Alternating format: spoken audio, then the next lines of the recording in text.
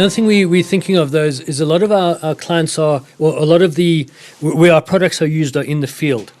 And what we want to try and do to make it easier for them as well is when they're there to kind of, I don't know, I'm guessing, pull out their phone and say, yeah, we need X, Y, and Z for this thing to carry on working because it needs a replacement or whatever on the machinery, to almost put through, I don't know what it'd be called, like an order list that then we could then later on get a purchase order made for that. Is that something that's possible? So, while they're at the coal face, they can kind of see what's wrong and say, hey, we need X, Y, and Z. Is it how would that work? So that would sort of that would typically translate into creating, once they've registered their accounts with you, is basically translating it into almost like a mobile type account that they can sort of log in from their mobiles and then be able to log queries, create orders from their mobiles in essence. So, definitely possible to look at something. Okay, good. So so they don't have to get back to their desks to go and place this order. They're right there. They know what it is. They put in their things, and then we can process from there. Okay. Exactly. As far as security goes, I'm guessing with dealing with banks and payment gateways or whatever, that the security should be safe enough for anybody cross border or locally to make payments on, and not have any risk of fraud and that sort of thing. Yeah, so there's, I think security today is quite crucial for any type of platform that has been developed. So from security measures, we look at, we do regular vulnerability assessments to understand, what possible vulnerabilities there are on the platform and sort of to mitigate any potential risks with regards to that.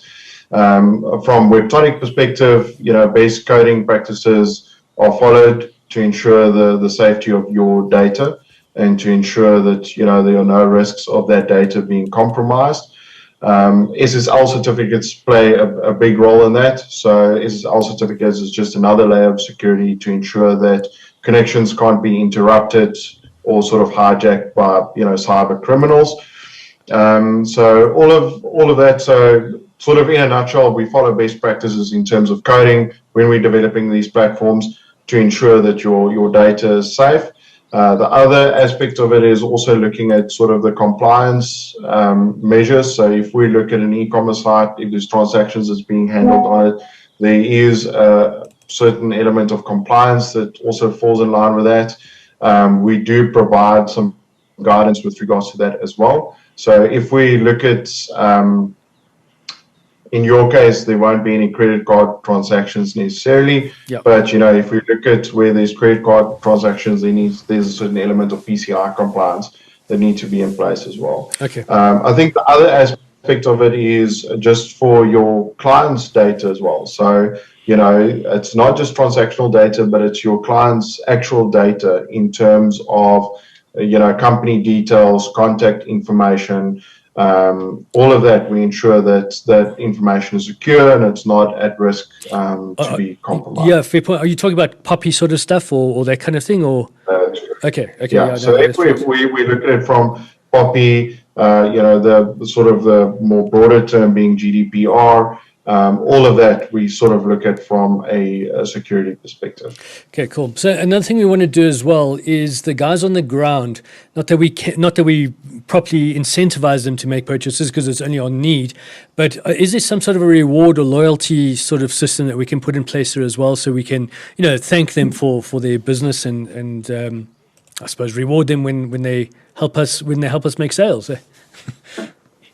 Yeah, so typically, depending on your business requirements and sort of how you want to structure it or how you want to approach it, we can help you to develop a custom loyalty program to integrate with existing solutions or to encourage repeat business. Okay. So, and we can help to build that or integrate that within your platform as well. So just to sort of encourage repeat business from your customers. All right, perfect. So I'm running out a bit of a time now, but there's two other things that I want to know. The one that's a big concern, especially up in Africa, is the data, the speeds of the internet is not that great. Would the mobile app that you suggested just now, would that work well, even with sometimes poor data, depending where they are on these mines and that?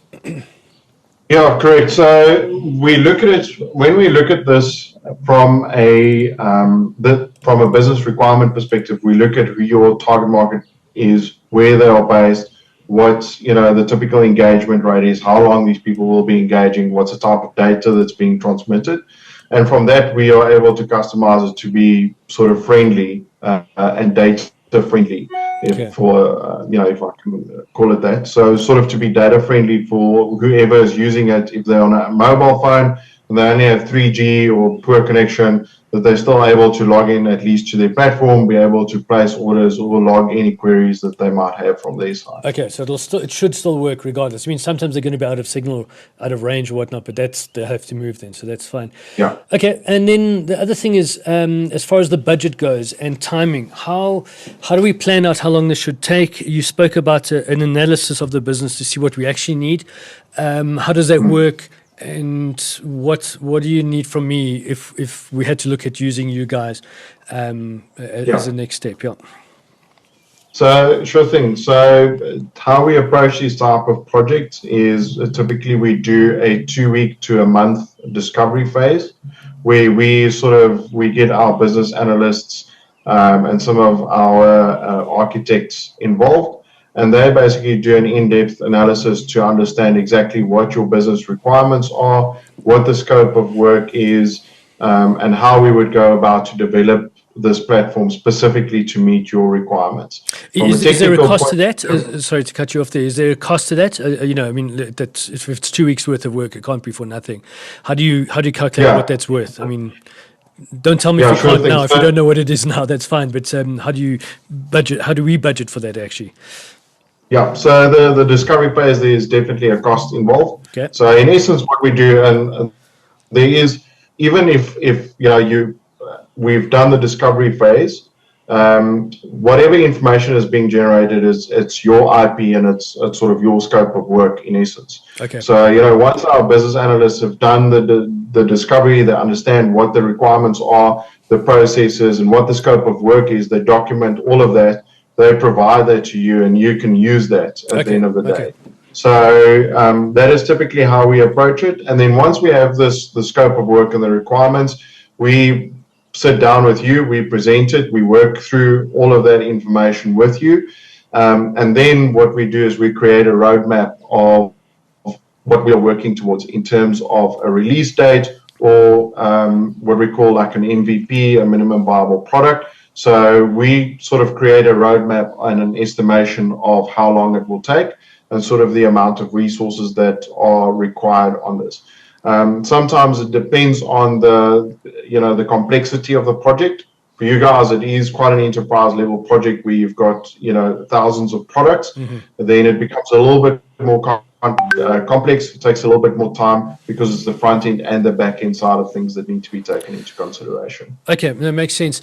So on that then, I think that my last question would be, as far as the thousands of products go, do we need to supply you with the imagery, with the detail around those products, and who loads them? Because that's a boatload of work as well.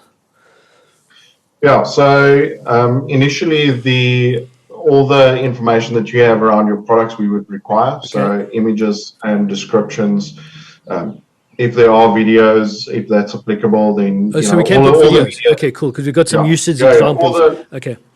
Yes, all the media that you have available around your products, you can provide to us, including the descriptions that you have of these products.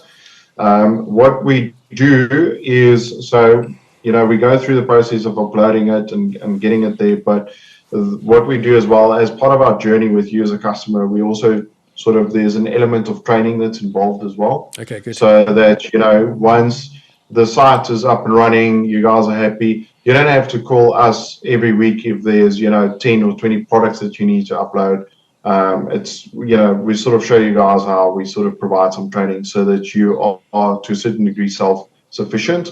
What we do provide though is, once everything goes live, is we look at a support and a maintenance retainer, typically, and it's just to ensure that, from an e-commerce perspective, there's always updates on platforms. So we want to make sure that you're on the latest version for cybersecurity reasons. Okay. And also if there's feature changes or enhancements that you want, then we can also do that, make sure that, your site stays up to date, and also to ensure that there's minimal downtime, for any unforeseeable circumstances. All right, perfect. All right, so just to end off then, can you send me a costing on the 2-week analysis that you need to do, is number one. And number two, can you send me some references as well that we can look at? Just, I don't know if you've got any clients that have worked in a similar sort of setup, from a more manufacturing sort of setup. If you don't mind sending those along, I'd just like to chat to them and see what it's been like working with you guys, firstly. And secondly, make sure that this is a project that's within your capability. Yeah, 100% happy to do so. Happy to do the proposal and send that through to you, and we can continue the conversation from there. Also, more than happy to provide you with references. We are quite lucky that we've got a healthy number of references in terms of clients where we've successfully delivered some quite similar projects to yours. Okay, cool. So you've got my details. Just when you're ready, just email me that. We want to move quite quickly on this, so if you don't mind getting that through, that'll be great. Otherwise, thank you for your time. I appreciate the chat. Thank you so much. Really appreciate it. Take care.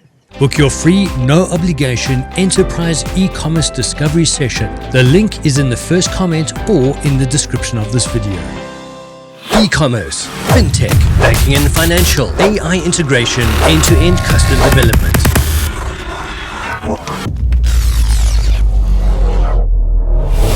Webtonic. Think, design, build.